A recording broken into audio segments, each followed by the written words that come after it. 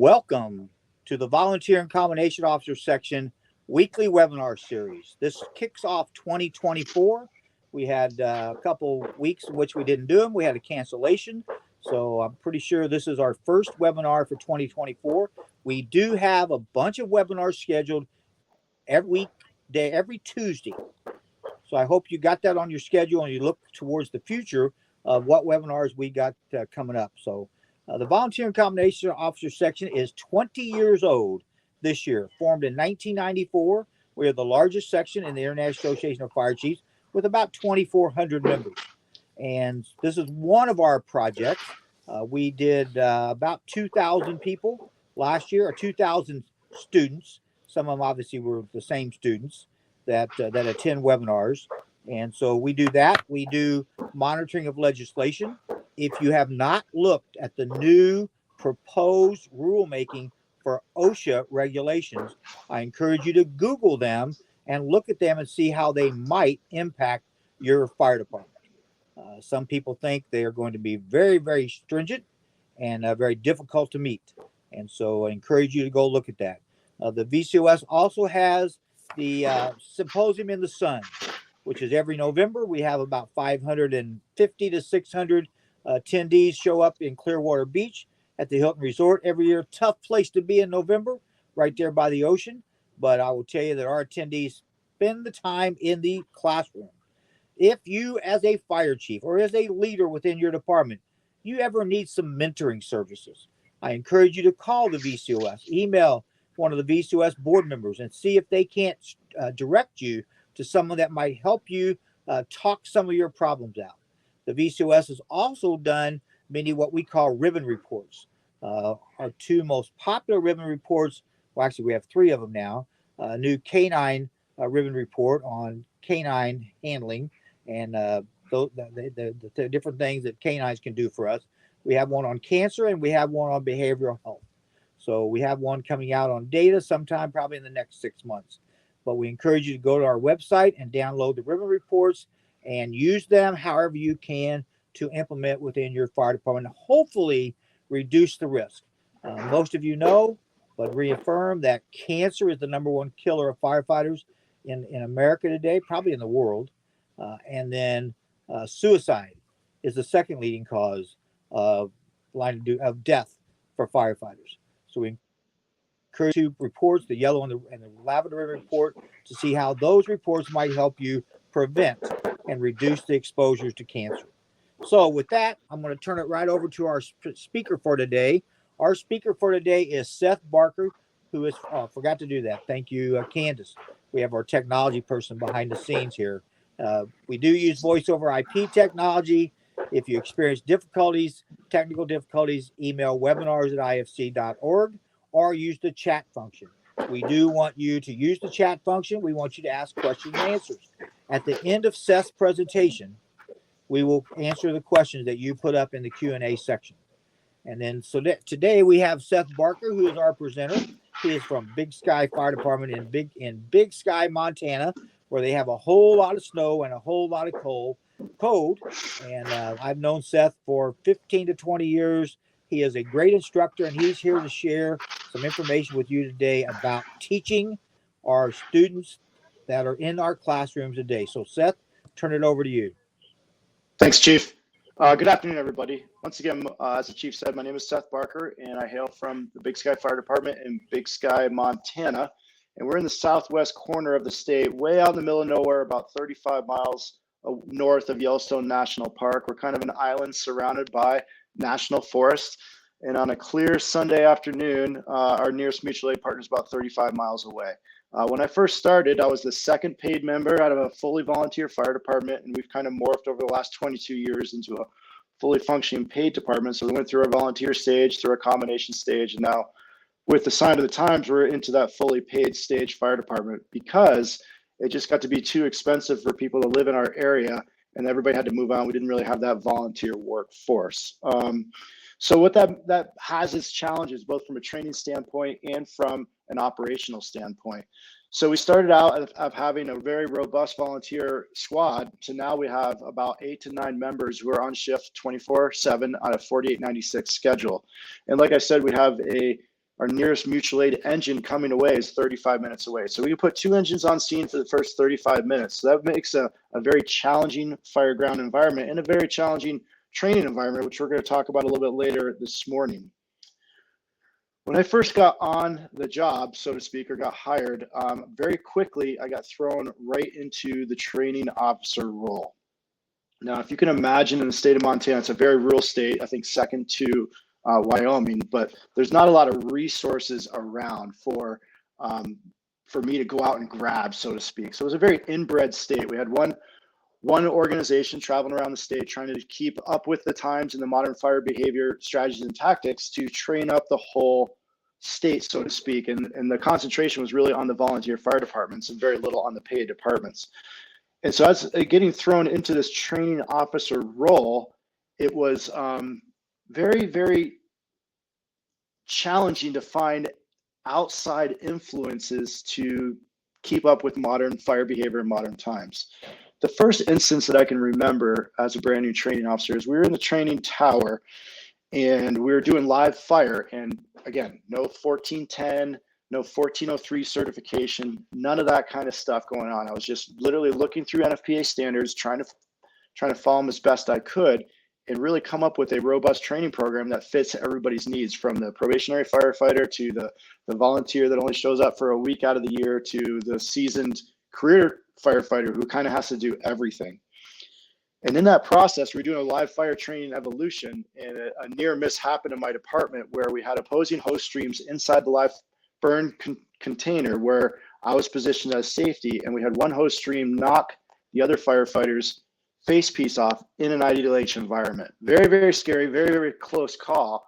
And luckily I was right there to drag that member outside very quickly with no injuries to happen to that firefighter. But that taught me a very powerful lesson of, like, we were just making it up.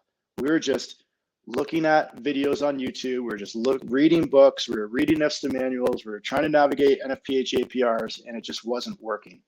And so I really took it upon myself to get outside the inbred of our county and really see what was out there. My first mission was to go to FDIC.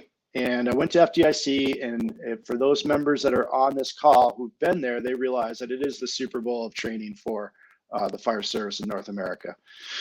And I was trying to navigate through classes and hands-on training and lectures, and it was just, to say I was blown away is an understatement. And luckily, I found a member who had taken a Blue Card command. And this is, way back when Blue Card just came out. One of my good friends told me to go to a luncheon sponsored by the International Society of Fire Service Instructors. And this luncheon required a membership, so you had to pay a membership to get a free lunch. And I went to that lunch, and Chief Buckman was actually there that day. And this is, 18 years ago. I met like-minded individuals like Brad French, Johnny Buchanan, Forrest Reeder, Brian Kazmerzak, Tim Cassidy, Drew Smith, all these mentors in my world that just really opened up what it was like to be a training officer outside of my organization. And that's what really put my foot in the door, and really what showed me everything there was to learn about the fire service, and provided me resources that I could follow and training in context, which is, I believe, the segue into the next slide. This was a powerful tool for me. So it wasn't more of just handing me a JPR and saying, this is how you're going to don your SCBA, but actually put it in context of, this is how you need to don your SCBA getting out of the rig, or this is how you need to don your SCBA out of the compartment in a clean cap.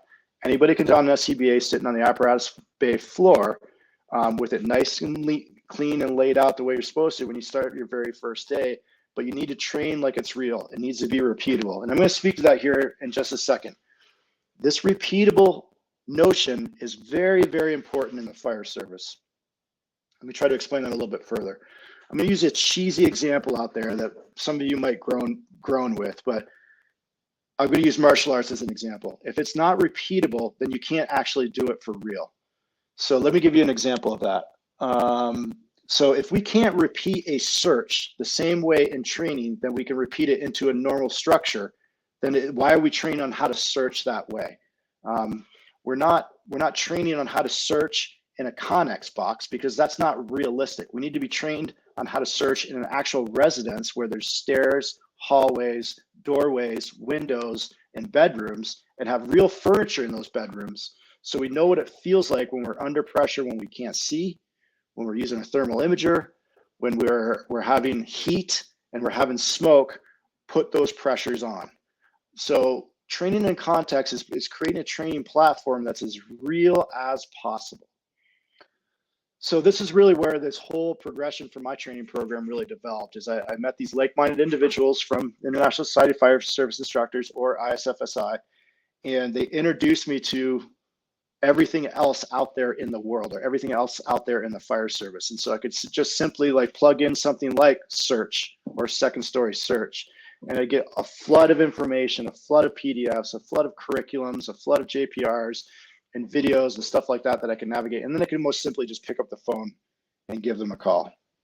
So that's how it kind of started with me, but backstepping a little bit and bringing it back to my organization, there was a lot of criticism, if you will, on, you know, who's this guy? What does he know? And why does he think he is right?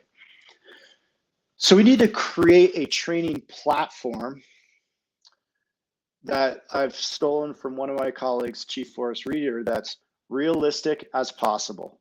So again, going back to that SCBA model of, are we practicing how to put SCBAs on the apparatus floor, or actually pulling them out of the actual apparatus? And that's the realistic piece, right? Are we training to failure, or are we training to success? And let me speak to that for a second too. There's a lot of times in our industry, we let the student fail as they're moving through their evolution and then stop them at the end and say, well, you made a mistake here. That is dead wrong. We cannot let them fail moving forward in the evolution, because we create those training scars that under pressure, they're going to do that again and still not do the tactic or do the skill right. So what I want to really harp on is it needs to be as realistic as possible. It needs to be relevant, meaning is it a skill that we're actually going to be doing? And is it referenced? Meaning, is there somewhere in our curriculum that this is the way that we're doing it and it's proven? Attainable is also a very important key concept to our training program. Can we get the right tools, equipment, and knowledge and skill set to have this training be attainable for us to move forward? So many times do I see other organizations training on so many different things that we lose sight of what's more important. And I'll talk more about that in a second. So moving forward here, when we're thinking about training, and I'm sure this is not news to most of you on the webinar here, but when I was talking about doing a webinar a couple months ago and speaking to training officer development, I was researching how many hours it takes for firefighters to become certified. And so without asking a rhetorical question, it takes about 120 hours for firefighter 1. And how much in fire behavior is in firefighter 1? It's about 4 hours. In firefighter 2, how many hours is that? Again, it's like another 100 hours depending on which state you are. And how much fire behavior in that in firefighter 2? 0. Fire officer 1, I'll argue, is another 100+ hours and 0 fire behavior in that. So when you're making a decision on the fire ground from a training standpoint, all the decisions you make are based on fire behavior, what that fire is doing, where that fire is going, and what it's about to do inside of the compartment. And we're getting 4 hours of training in 3 different curriculums of almost 350 hours plus for certification. Now, I was telling this speaking to that picture on the left, is to the person that cuts my son's hair, which is that picture in the middle, is that barbers and hairdressers have to go through 2,000 hours before they're allowed to put scissors to head. And so what are we doing in the fire service? We're really shortcoming our guys and gals who are on the front lines, who are on that entry-level position from a training standpoint on what are the most important training aspects that we're talking about. And again, we'll speak to that in a second, but from a fire behavior standpoint, arguably the most important subject matter out there is what fire science is all about, what the fire is doing, what it's about to do, or what it already did is the most important key concept. And I'll again argue that most organizations do not pay attention to that. And most importantly, most instructors, I know when I was a brand new instructor, I gave next to zero time on the fire behavior and modern fire science because I didn't understand it. I was scared about it, and I just wanted to move on and get to the fancy stuff like forcing doors and pulling hose. So we're gonna challenge you guys to flip the classroom, so to speak, or challenge you to think about training kind of in a different fashion. And this all started with a small school in Detroit, Michigan, small middle school. What they found was they were motivating their students, they were teaching to their students, and then they were giving their homework to the students that were far beyond the educational asset of their parents, bringing the homework home to their parents and expecting the homework to be done with their parents who weren't the subject matter experts. And the parents would be lost. They would either be outside their skill set or not. And then the students would come back to their middle school and not have the work done and not really have the benefit of getting more classroom time, because they would spend the whole classroom time doing the homework, doing the actual work. And so they flipped that classroom around. So what that meant was, let's do the lecture at home and have this SMEs do the skills underneath a supervised setting.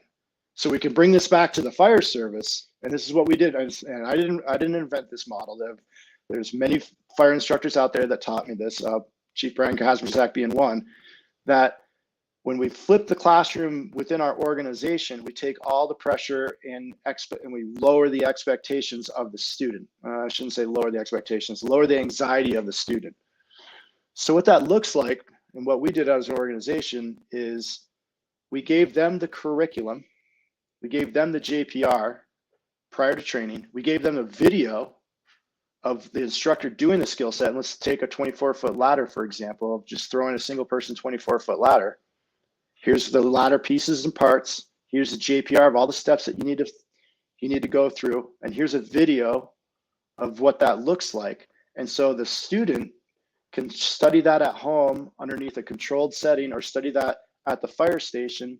And so when they hit the drill ground, we have that SME, that fire instructor, that can fine tune that when they're doing it live for real. We can do a bunch of sets and reps, 5, 7, 10 reps. And by that 10th rep, we've created that unconscious competence to throw that ladder and have it be spot on without having to waste time and resources of teaching the stuff that we can learn as adult learners on our own. And so to pull that back to our fire department, and this is all fueled by each different shift or each different training night, an instructor being assigned to do that 24-foot ladder throw and doing it their own way of whatever video they saw on YouTube the day before, right? This is to create that consistency piece across multiple instructors, multiple shifts, or different training nights in a volunteer organization.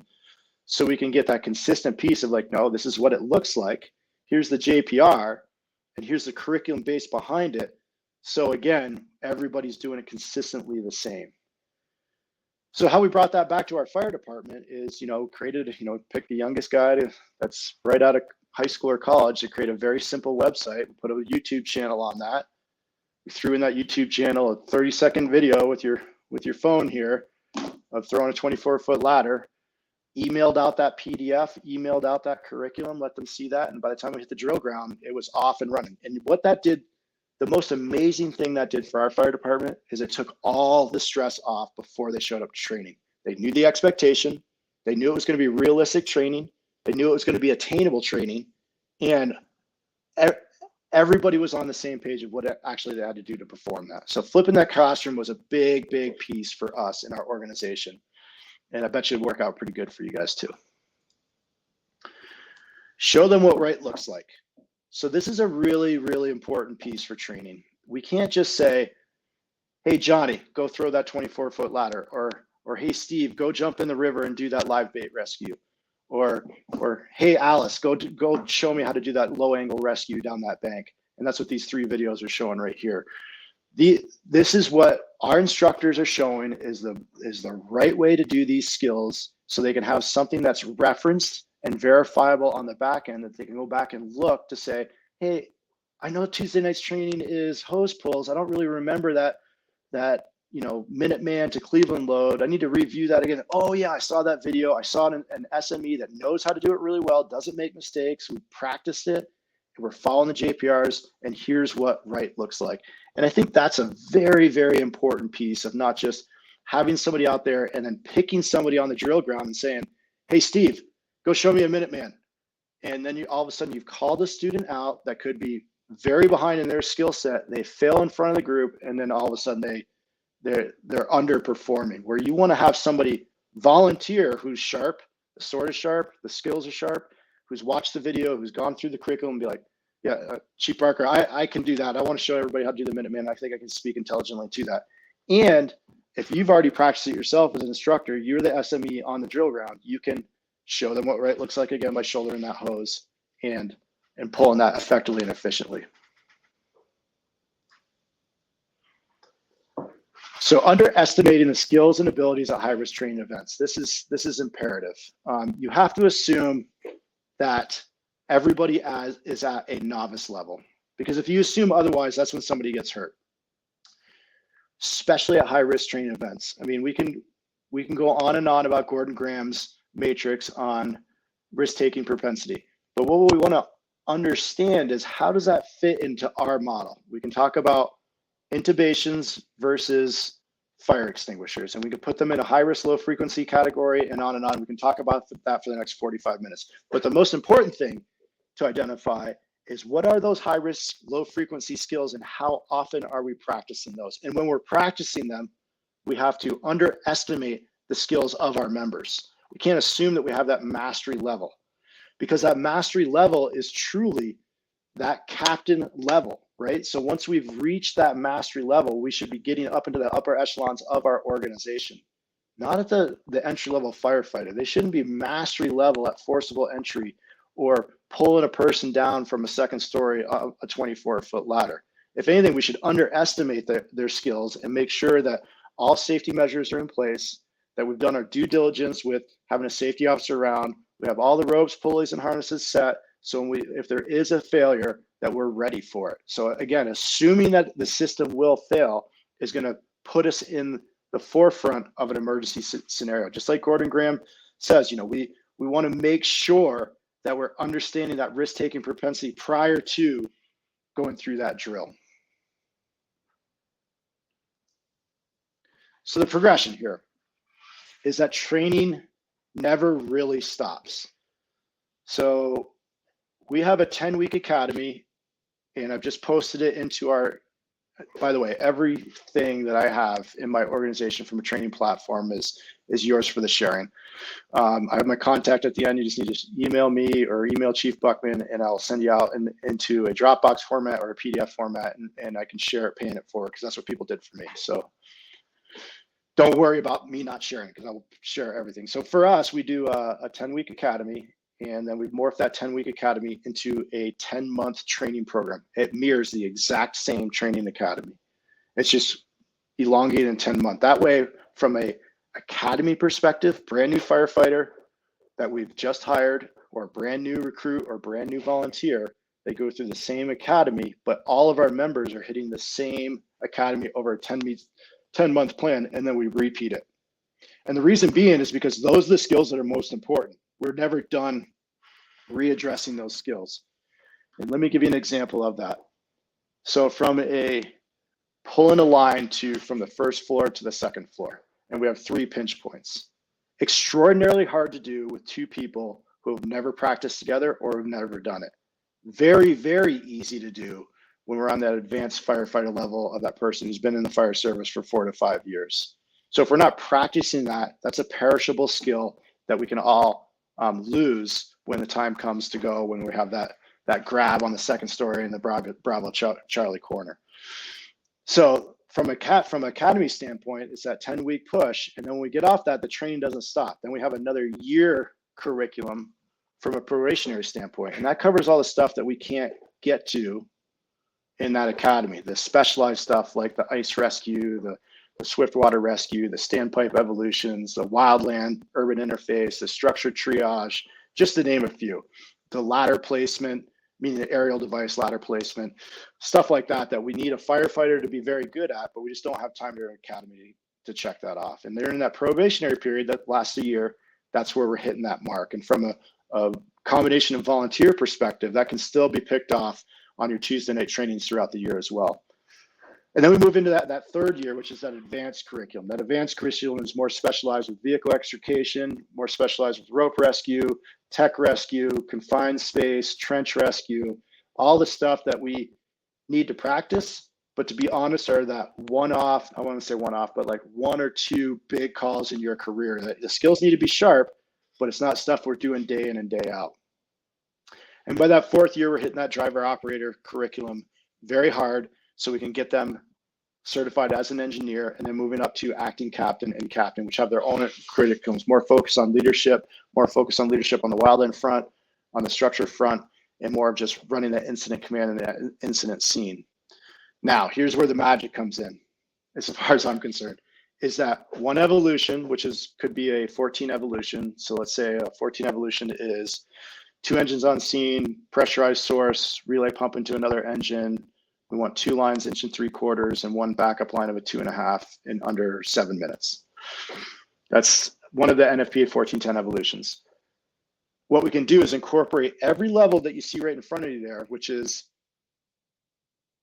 academy, probation, advanced, driver operator, acting captain, and captain. We can, each one of those roles can be hitting one of those curriculums in those 1410 drills. An academy position, which is just simply pulling a hose off the hose bed. Probationary, which is making sure that relay pump is set up. Advanced is pulling that line and squirting water on the fire. Driver operators pumping 2 apparatuses, and acting captain and captain is doing that scene size up and running that incident command. So just from a 1 7-minute evolution, we could be obtaining all different levels of training, not just focusing on that entry-level firefighter. Everybody can benefit from that.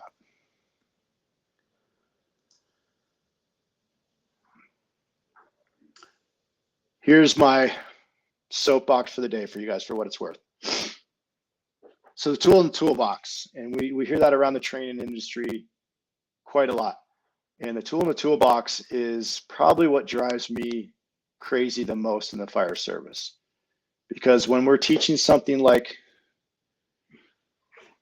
extricating a bus from a pond that's about to flood, that just had an earthquake, it's just a tool in the toolbox. Poor analogy, but you get the point. The tool in the toolbox analogy is not accurate for what we do, because let's face it, fires are going down, line of duty deaths are staying the same, buildings are getting more complicated, scenes are getting more complicated, buildings are getting bigger, the list goes on and on.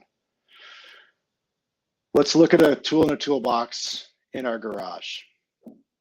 I'll argue with you guys that we're probably going to need 5 tools that we're going to use with every project in our garage. Tape measure, saw, hammer, screwdriver, level.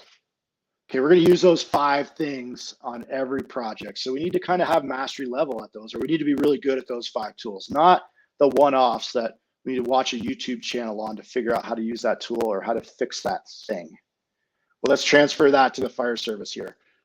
So I'll argue with you guys that there's 5 things out there that we should be concentrating on every single time.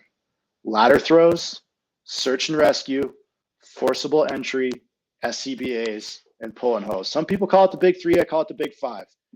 Every single training platform should be that big 5. Every single evolution should involve those 5 things, because that's what's going to make us get in the house quickly, put water on the fire quickly, and get the person out quickly. If we can't do those 5 at mastery level, at unconscious competence level, then we're really missing the boat. I talk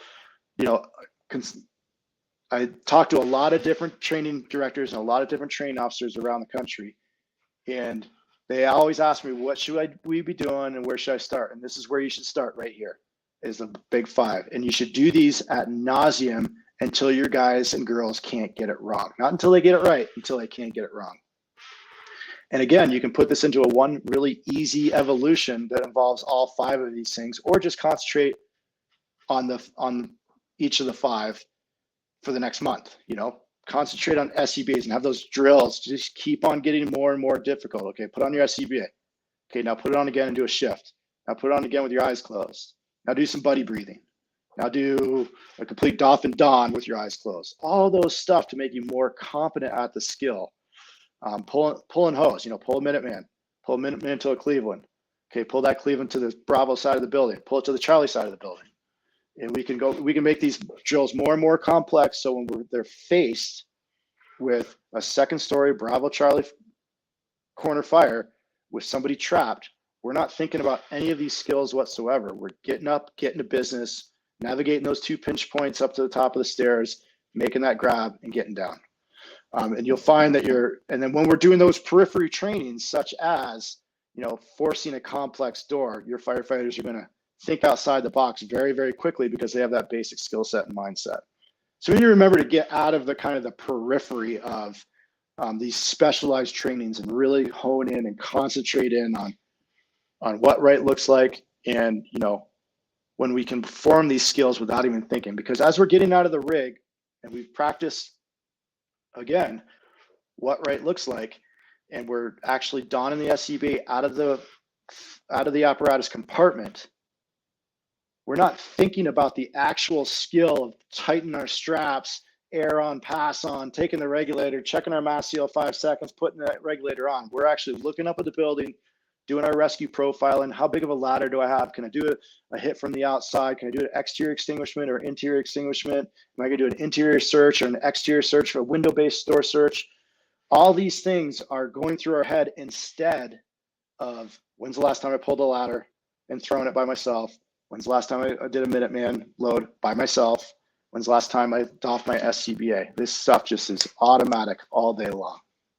So again, search and rescue, forcible entry, SCBA, ladder throws, hose pulls. Top 5, big 5.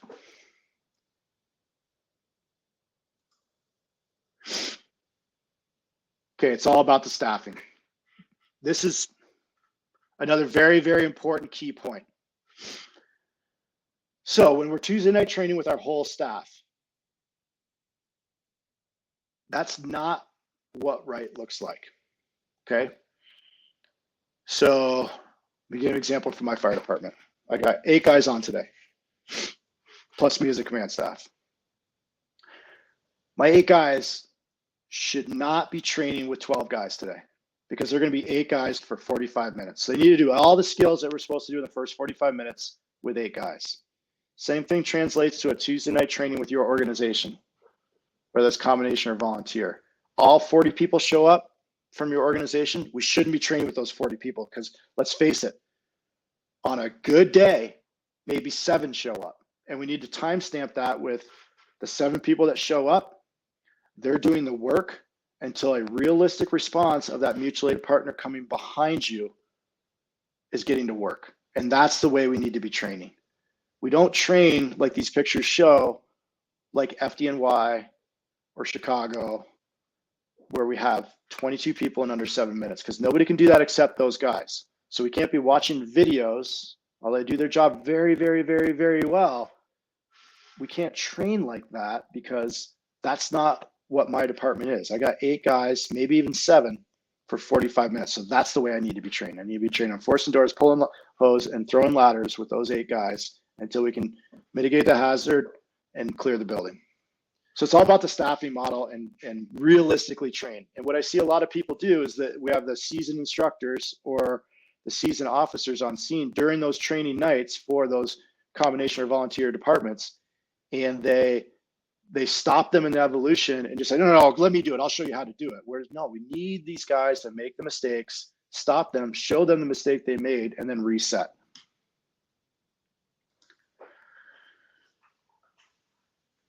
So from an instructor standpoint, why do you want to be there?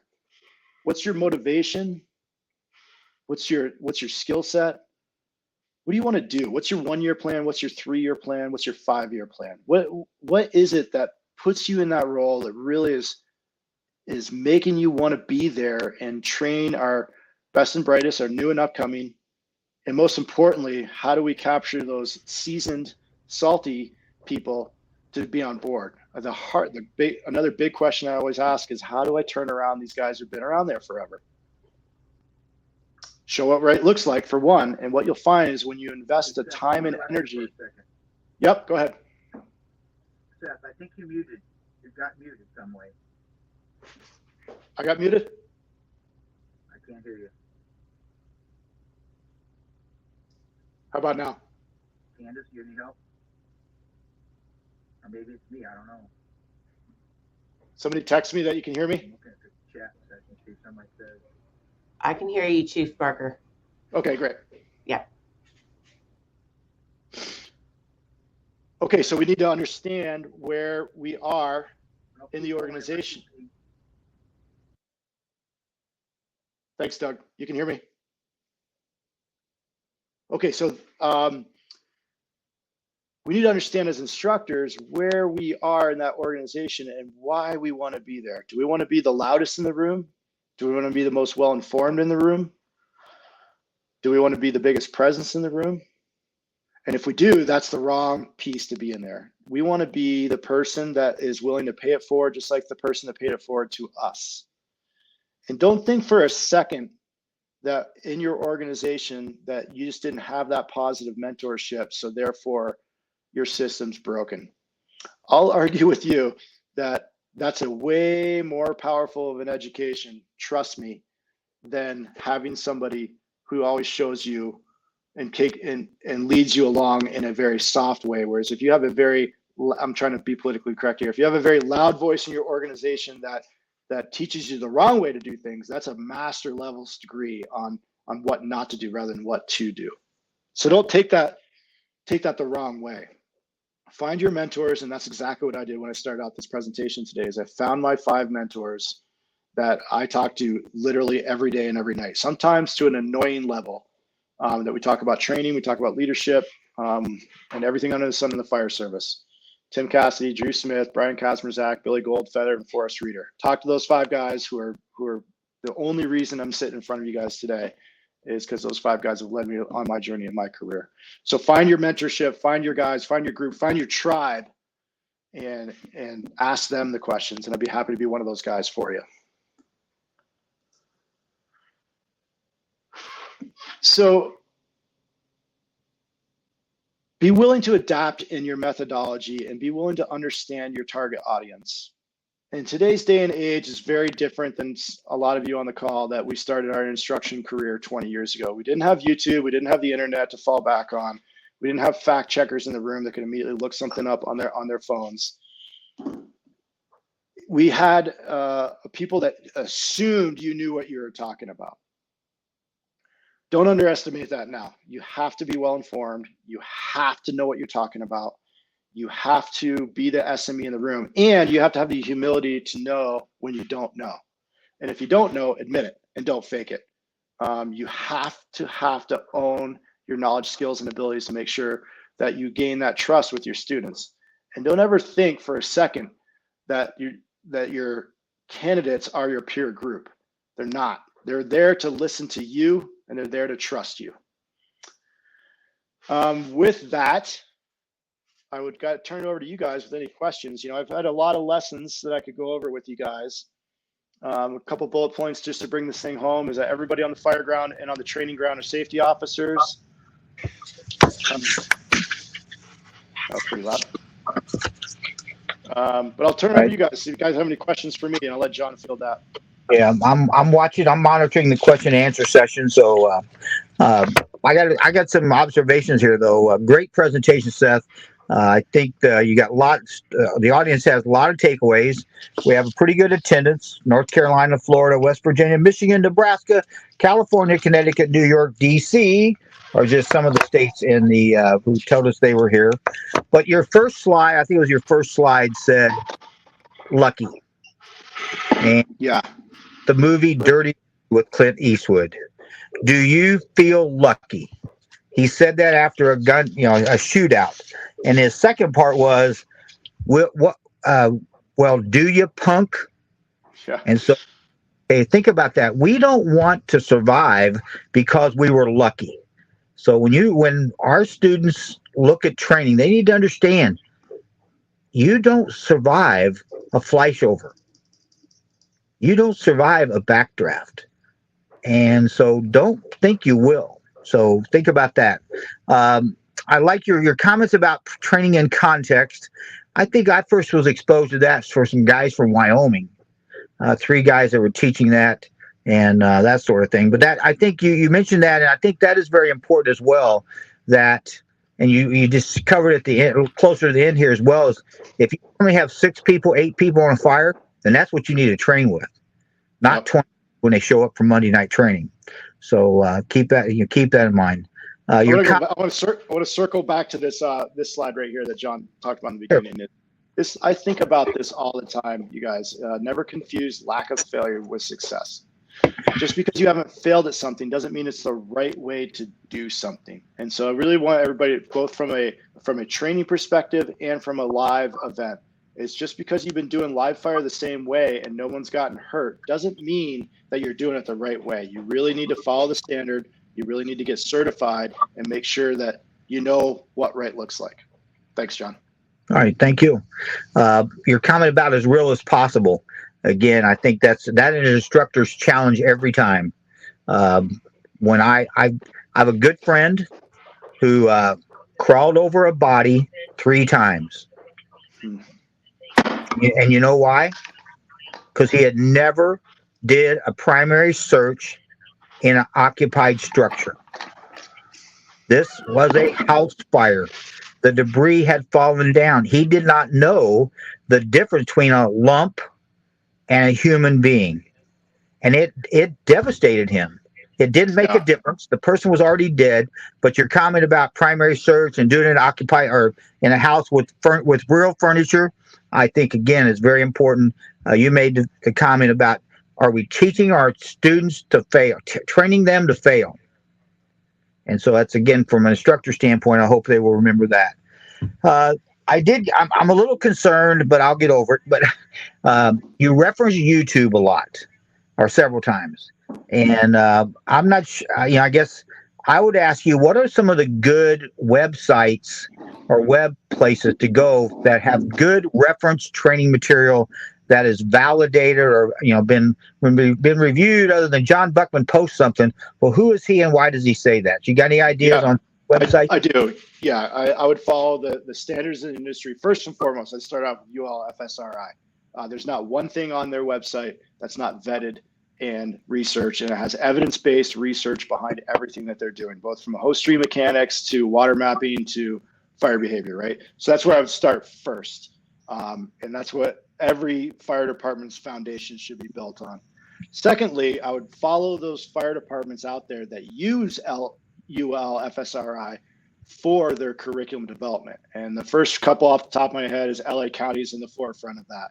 They have a very robust Blackboard training site that they're more than willing to share, and they share training and tactics on there that is evidence-based research models.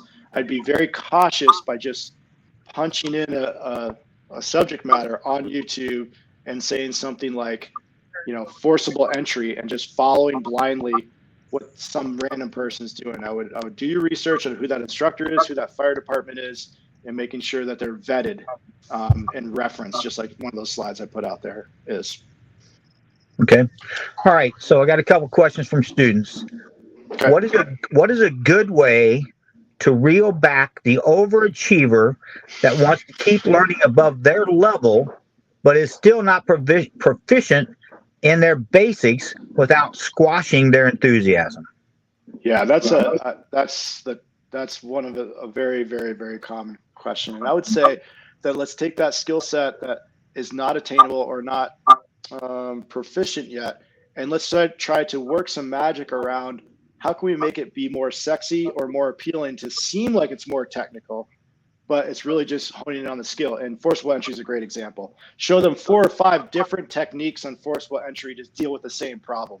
They're going to seem like they're having an advanced level of extrication or of forcible entry, but they're still achieving the same exact task. And we're feeding that ego of, I want to be better, I want to be more, I want to be the SME in the room. That way they can come back to their shift, their department, their whatever, and be like, hey, I learned this cool new trick. Still achieving the same goal, but we are showing them just a little bit more. All right. Thank you. And Justin, if you got another comeback on that one, I'll cover you in a second here. Got another question, Chief. In how do you motivate students who are not understanding the program? Let me start over. How do you motivate students who are not understanding the importance of items, particularly your big 5 items?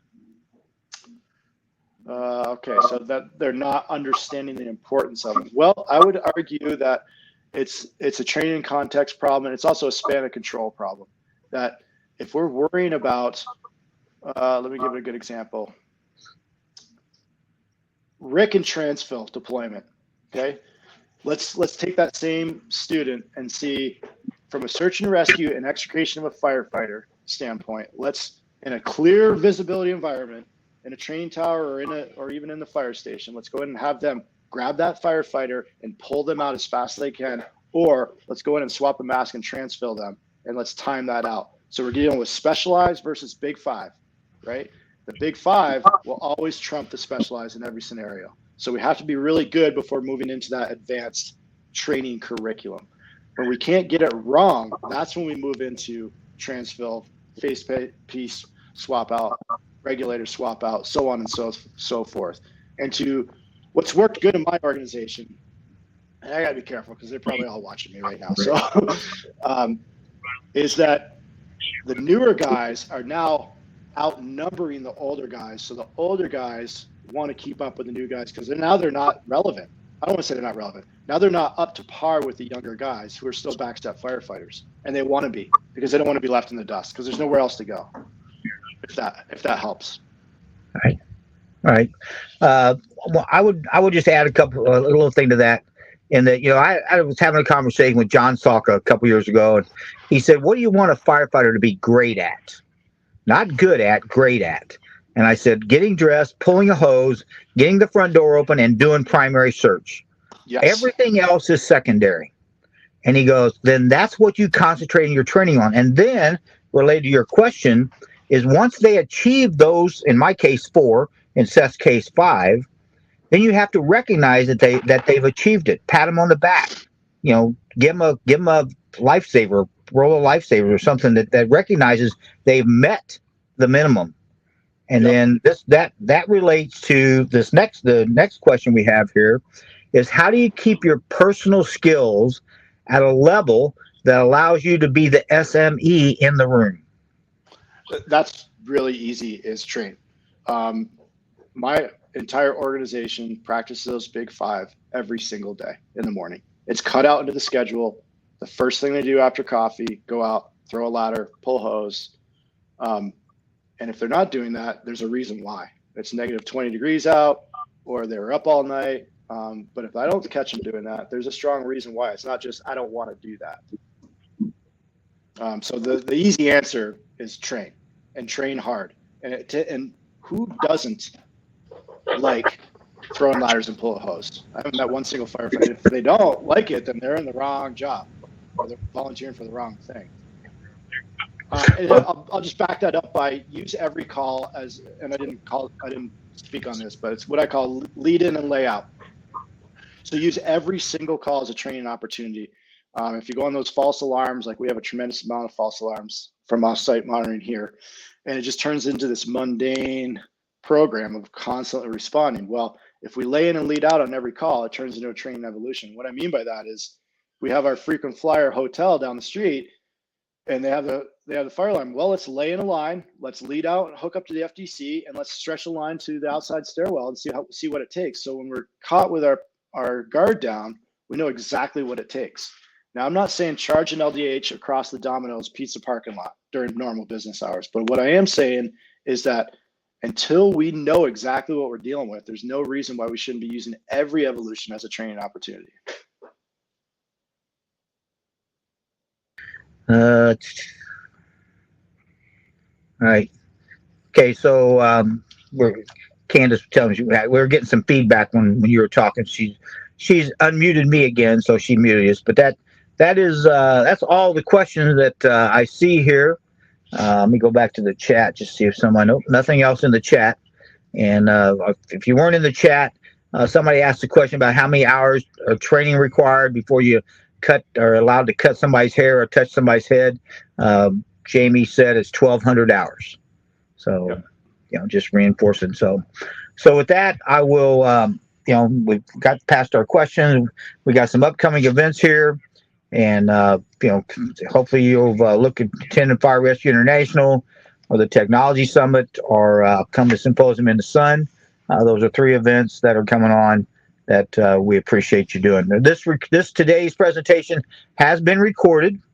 And so you'll get an email that says it's been recorded, and here's the link to go get it. We encourage you to share that link with your firefighters, with your other instructors. The VCOS doesn't limit what you can do with it, and so we're hopeful that you'll do that and share this with everybody, that they can get the message that Seth shared with us today. And Seth, I appreciate what you did, what you shared with the students today, the attendees. I think it's been good, and I'm just checking. Hey, there are some handouts Candace says in the upload, and here's Seth's email addresses. Yep. Anything else, Seth? Yep. There's my contact information. Feel free to reach out to me with anything and everything. If you guys want some resources for me or just want to talk, I'll be happy to share my entire training program with you. We just came out with our 2024 training program. Be happy to share that. I can do that in a PDF or in an Excel sheet, and what's mine is yours for the taking. I promise that. So with that, I really appreciate everybody's time and attention, and thank you. Be safe out there. All right. Have a good day. Thank you very much. Take care.